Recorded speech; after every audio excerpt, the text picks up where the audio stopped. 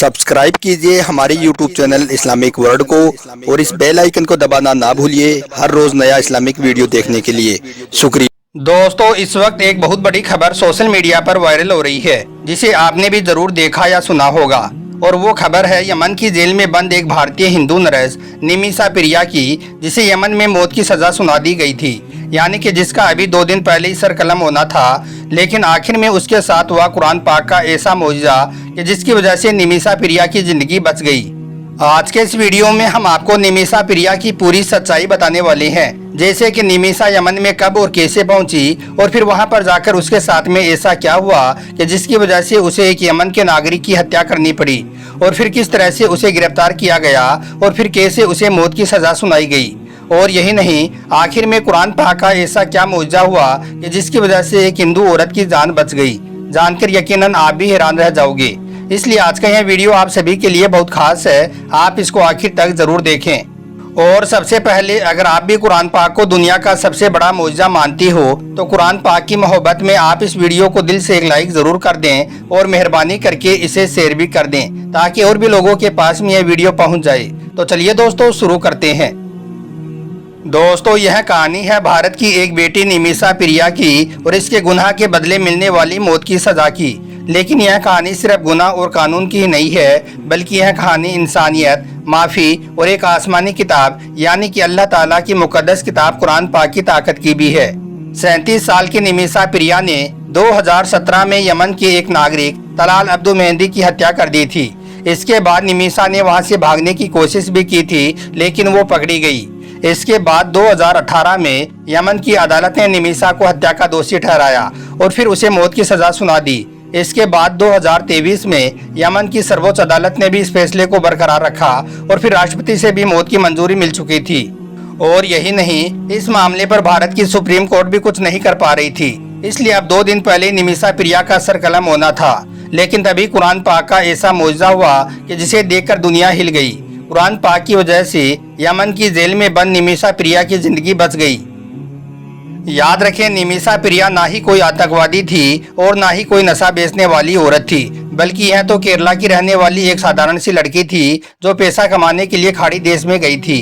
अपने घर परिवार का सहारा बनने के लिए यमन में गई थी।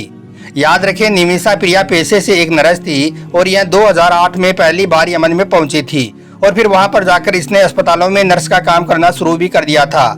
लेकिन फिर कुछ दिनों के बाद में जब इसके पास थोड़े पैसे जमा हो गए तो इसने खुद का बिजनेस करने के बारे में सोच लिया, यानी कि अब निमिषा प्रिया यमन में खुद का क्लिनिक खोलना चाहती थी। मगर यमन में बिजनेस शुरू करने के लिए वहां का नियम कहता है कि अगर कोई बाहर का आदमी यमन में खुद का बिजनेस करना चाहता है तो इसके लिए वहां के लोकल आदमी के साथ में साझेदारी होनी जरूरी है, यानी कि बगैर किसी लोकल आदमी की साझेदारी के वहां पर कोई भी बिजनेस नहीं कर सकता है। बस यही से शुरू होती है निमिषा प्रिया की कहानी, जो अब मौत की सजा तक पहुंच चुकी है।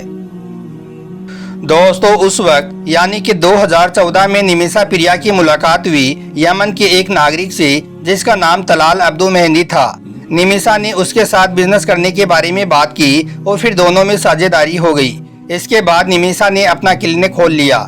शुरू में इन दोनों में अच्छी साझेदारी रही, लेकिन फिर जल्दी इनका यह रिश्ता लड़ाई झगड़ा और डर में बदल गया। इसके बाद निमिषा ने तलाल अब्दु मेहंदी पर गंभीर आरोप भी लगाई थी, यानी कि यमन की कोर्ट में शिकायत भी की थी। इसके बाद तलाल अब्दु मेहंदी को गिरफ्तार भी कर लिया गया था, लेकिन फिर कुछ दिनों के बाद में वो अपने रसूख की वजह से रिहा हो गया। रिहा होने के बाद अब वो निमिषा को और भी ज्यादा परेशान करने लगा था, और साथ ही अब उसने निमिषा को डराना धमकाना भी शुरू कर दिया था। यहाँ तक कि उसका पासपोर्ट भी छीन लिया था, क्योंकि वो निमिषा को वहीं पर हमेशा के लिए रखना चाह रहा था। बस फिर इसी के चलते 2016 के आखिर में यह भयंकर हादसा हो गया। दरअसल निमिषा पेशे से एक नर्स थी, इसलिए उसे मेडिसिन के बारे में अच्छे से मालूम था। अब जब तलाल मेहंदी ने उसका पासपोर्ट छीन लिया था तो इसके बाद निमिषा ने सोचा कि इसे बेहोशी का इंजेक्शन दे देती हूँ, इसके बाद पासपोर्ट वापस ले लूंगी। बस यही सोचकर निमिषा ने एक दिन मौका देकर तलाल मेहंदी को बेहोशी का इंजेक्शन दे दिया, लेकिन कहा जाता है कि उसका वो डोज हाई हो गया, यानी कि वो ओवरडोज हो गया। इसलिए तलाल मेहंदी की वहीं पर ही मौत हो गई, यानी कि वो मर गया। यह देखकर निमिषा प्रिया बहुत डर गई और फिर वहां से भागने की कोशिश भी की, लेकिन फिर उसने भागने के बजाय अपने एक दोस्त के साथ मिलकर बॉडी के टुकड़े किए और फिर एक वाटर टैंक के अंदर उन्हें डाल दिया। लेकिन फिर कुछ दिनों के बाद जब वाटर टैंक से बॉडी के टुकड़े मिले तब जाकर इस केस का खुलासा हुआ और इसके बाद निमिषा प्रिया को गिरफ्तार कर लिया गया और उस पर केस चलाया गया। इस दौरान निमिषा प्रिया ने बताया कि उसका इरादा सिर्फ तलाल मेहंदी को बेहोश करना था ताकि वो अपना पासपोर्ट वापस ले सके, लेकिन गलती से उसकी मौत हो गई। इसके बाद 2018 में यमन की अदालत ने निमिषा को हत्या का दोषी ठहराया और फिर उसे मौत की सजा सुना दी। इसलिए अब 2 दिन पहले निमिषा प्रिया का सर कलम होना था, लेकिन तभी कुरान पाक का ऐसा मौजज़ा हुआ कि जिसे देखकर दुनिया हिल गई। कुरान पाक की वजह से यमन की जेल में बंद निमिषा प्रिया की जिंदगी बच गई। आइए अब जानते हैं कुरान पाक की वजह से निमिषा प्रिया की जान कैसे बची। दोस्तों, इस्लाम कहता है कि कुरान पाक दुनिया में अल्लाह का बनाया निज़ाम है, यानी कि अल्लाह का कानून है जो इंसानों को इंसाफ और दया भाव के साथ जिंदगी जीने की राह दिखाता है। बस यही वजह है कि कुरान पाक यमन की जेल में बंद भारत के नर्स निमिषा प्रिया के लिए भी जिंदगी की एक नई उम्मीद लेकर आई है। हम आपको बता दें कि यमन के कानून के मुताबिक अभी 2 दिन पहले निमिषा की मौत की सजा मुकर्रर थी, यानी कि निमिषा का सर कलम होना था, लेकिन कुरान पाक की वजह से उसकी यह सजा फिलहाल टल गई और अब कुरान पाक की रोशनी में आगे का रास्ता भी साफ नजर आ रहा है। दोस्तों, हम आपको बता दें कि भारत के केरला में एक ग्रांड मुफ्ती हैं जिन्होंने कुरान पाक की सूरह अल बकरा की आयत नंबर 148 का हवाला दिया है, जिसमें मौत के बदले सजा और माफ कर देने की बात को समझाया गया है। याद रखें, इस्लाम कहता है कि कुरान पाक दुनिया का सबसे बड़ा निज़ाम है जिसमें इंसानियत, इंसाफ और दया का रास्ता बताया गया है। सूरह अल बकरा की आयत नंबर 178 में इस कहानी का सबसे बड़ा किरदार है। कुरान पाक की इस आयत में अल्लाह ताला फरमाता है, ए ईमान वालों, तुम पर हत्या के मामले में किसास यानी कि बदला लेना जरूरी किया गया है। आज़ाद के बदले आज़ाद, गुलाम के बदले गुलाम और औरत के बदले औरत। लेकिन अगर किसी के भाई की ओर से कुछ माफ कर दिया जाए तो भले तरीके से उसके पीछे चलना चाहिए और भले तरीके से मुआवजा देना चाहिए। यह तुम्हारे रब की ओर से तुम्हारे लिए रियायत और रहमत है। फिर इसके बाद भी अगर कोई तुम पर जाती करे तो फिर उसके लिए दर्दनाक सजा है। बस कुरान पाक की इसी आयत का यानी कि सूरह अल बकरा की आयत नंबर 178 का हवाला देते हुए भारत के ग्रांड मुफ्ती हजरत AP अबू बकर मुसलियार साहब ने निमिषा प्रिया की मौत की सजा को टाला है। याद रखें, अरबी में बकरा का मतलब होता है गाय। कुरान पाक की यह आयत मदीना में नाजिल हुई थी। सूरह अल बकरा इस्लामी कानून, सामाजिक न्याय, माफी और अनाथों के साथ कैसा व्यवहार किया जाए और यही नहीं, कर्ज और ब्याज जैसे कई मुद्दों पर भी इंसानों की रहनुमाई करती है। इसके अलावा यह भी याद रखें कि इस्लामी कानून के मुताबिक ब्लड मनी एक रकम होती है जो पीड़ित परिवार को मुआवजे के तौर पर दी जाती है, लेकिन यह रकम कितनी होनी चाहिए यह हर देश के वहाँ के हालात के मुताबिक सरकार की तरफ से तय किया जाता है। अब जो रकम मुआवजे के तौर पर तय की जाती है, पीड़ित परिवार को उससे ज्यादा मांगने का हक नहीं होता है। ऐसे में पीड़ित परिवार तय रकम या उससे कम रकम भी ले सकता है।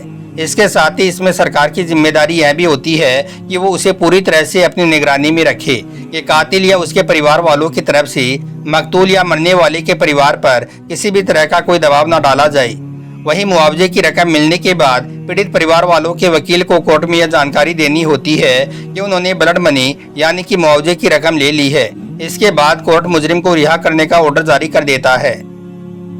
बस इसी बात को देखते हुए फिर भारत के ग्रैंड मुफ्ती ने यमन की विद्वानों से और निमिषा प्रिया के हाथों मारी गई तलाल अब्दुल मेहंदी के भाई अब्दुल फतेह मेहंदी से बात की और उन्हें सूरह अल बकरा की आयत नंबर 48 का हवाला दिया और उनसे कहा कि अल्लाह माफ करने वालों के साथ है।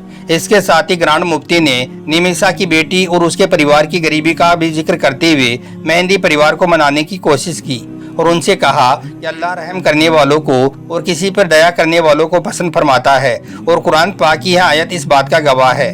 इसके बाद कुरान पाक की इस आयत के आधार पर यमन में बातचीत का एक नया सिलसिला शुरू हो गया और फिर आखिरकार निमिषा की मौत की सजा को टाल दिया गया।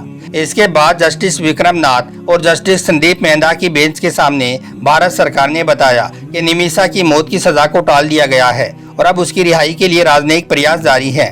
अब कोर्ट ने अगली सुनवाई के लिए 14 अगस्त 2025 की तारीख को तय किया है। दोस्तों, अब एक तरफ भारत में मुसलमानों को हर दिन शक की नज़र से देखा जाता है, हर टोपी पहने शख्स से राष्ट्रभक्ति का सबूत मांगा जाता है। वहीं दूसरी तरफ एक मुसलमान मुसलियार साहब बिना किसी राजनीति के, बिना किसी लालच के, सिर्फ इंसानियत के नाते एक हिंदू औरत की जान बचाने की कोशिश कर रही हैं। यह है असली भारत, जहां मजहब दिल में होता है, नफरत में नहीं।